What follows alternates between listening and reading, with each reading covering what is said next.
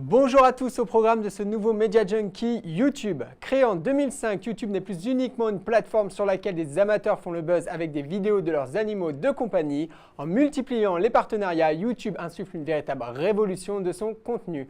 Pour en parler, on a le plaisir de recevoir Christophe Muller, directeur des partenariats pour l'Europe du Sud, de l'Est et du Moyen-Orient.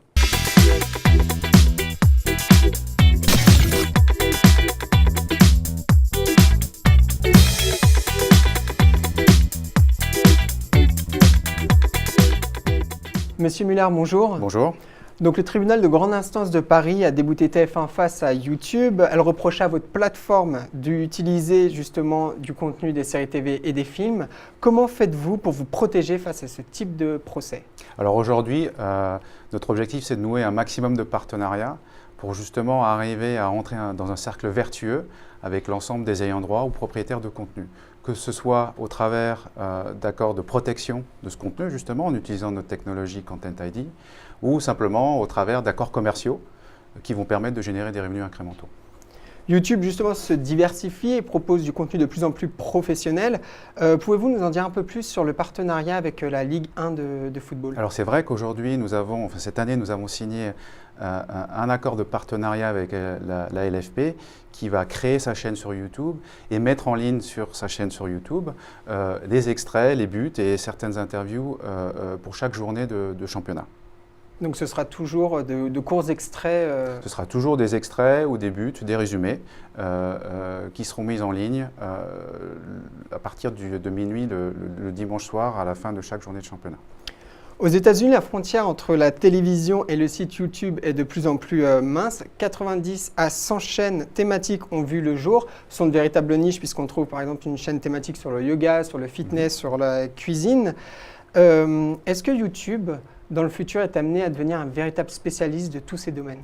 Aujourd'hui, YouTube, c'est vraiment un catalyseur, un accélérateur de contenu de bonne qualité. C'est vrai que l'initiative à laquelle vous faites référence a été lancée l'année dernière, en fin d'année dernière aux États-Unis, et l'objectif est vraiment d'aider à la création et de participer à cet écosystème de la création de contenu de qualité, originaux ou pas, dans le contexte d'une chaîne ou d'un espace thématique sur YouTube.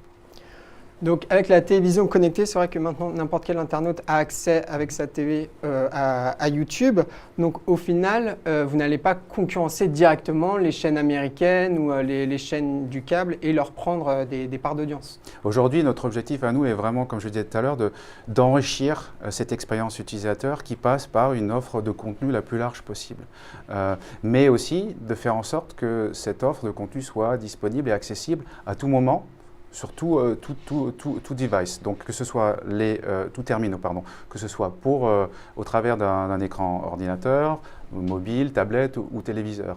Aujourd'hui, ça ne fait pas de sens pour nous de proposer une expérience différente en fonction de ces terminaux. Donc très nettement, l'accent est mis sur la mise à disposition de ces contenus au travers d'accords de partenariat, mais qui sont multi-device. Et justement, face aux professionnels qui investissent YouTube, quelle est la place pour les amateurs qui étaient présents dès le lancement de la plateforme? Alors c'est vrai qu'au lancement de YouTube, il y a maintenant plus de 7 ans, le site a été créé initialement pour permettre et faciliter l'échange de vidéos entre amis et au sein d'une même famille. Aujourd'hui, il y a une évolution très nette vers plus de professionnalisation. Mais ça ne veut pas dire pour autant que nous renions nos origines.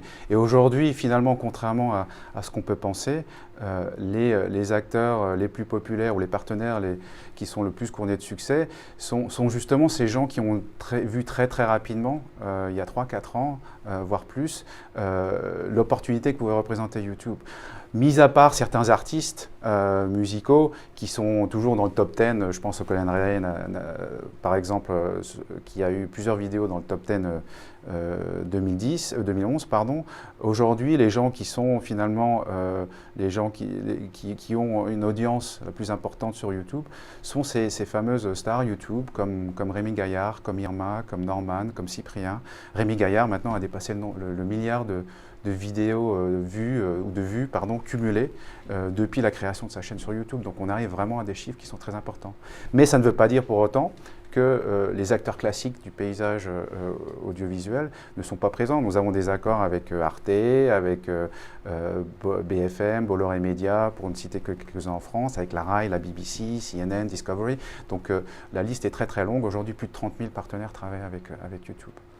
Donc il sera encore possible par exemple de découvrir un Justin Bieber et les amateurs vont pouvoir se financer grâce à la publicité. Alors c'est vrai que Justin Bieber a été découvert sur YouTube et aujourd'hui je crois que lui il a largement plus de 2 milliards de vues, hein, comme Lady Gaga.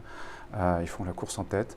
Mais vous avez raison, aujourd'hui notre objectif est finalement de résoudre cette équation à multiples paramètres, à la fois celle de continuer à fournir une expérience utilisateur la meilleure possible, mais également d'aider les créateurs à créer du contenu de qualité, de développer des accords de partenariat et d'aider l'ensemble des ayants droit à protéger leur contenu et à le mettre en valeur sur la plateforme, mais aussi à générer des revenus incrémentaux en travaillant et en développant des campagnes publicitaires. Donc aujourd'hui, la majeure partie des revenus générés sur YouTube passent effectivement par des campagnes publicitaires et qui vont permettre à ces créateurs de continuer à réinvestir dans la création. Et cet accord que vous disiez, notamment, vous citiez avec la LFP, au même titre que celui passé avec l'INA, nous en sommes très fiers parce qu'elles permettent justement, elles participent au rayonnement de la culture française ou du sport français à l'étranger. Et pour en revenir justement aux chaînes thématiques, est-ce qu'elles sont amenées à se mondialiser? Le Figaro a écrit un article justement sur 13 chaînes thématiques qui arriveraient au mois d'octobre en France. Donc est-ce que vous avez pour objectif de mondialiser ce type de format? Alors aujourd'hui, nous sommes une plateforme mondiale déjà, hein. Nous avons plus de 800 millions de visiteurs uniques tous les mois, dont 26 en France. Donc clairement, les partenaires qui voient un intérêt à travailler avec YouTube, ils voient un premier intérêt de par justement la pénétration et la couverture mondiale que nous pouvons apporter. Je ne serai pas en mesure de commenter cet article auquel vous faites allusion, mais aujourd'hui c'est vrai, vous l'avez mentionné tout à l'heure, nous nous voyons comme un acteur important qui participe à la création au travers de cette initiative qui a été lancée aux États-Unis, donc ces fameuses 100 ou cette centaine de chaînes qui sont en train d'être lancées aux États-Unis et qui auront pour vocation à être vues de partout dans le monde. Moi, je me bats pour qu'effectivement cette initiative soit effectivement développée en Europe également, dans certains pays dont la France. D'accord. Un dernier mot peut-être pour conclure.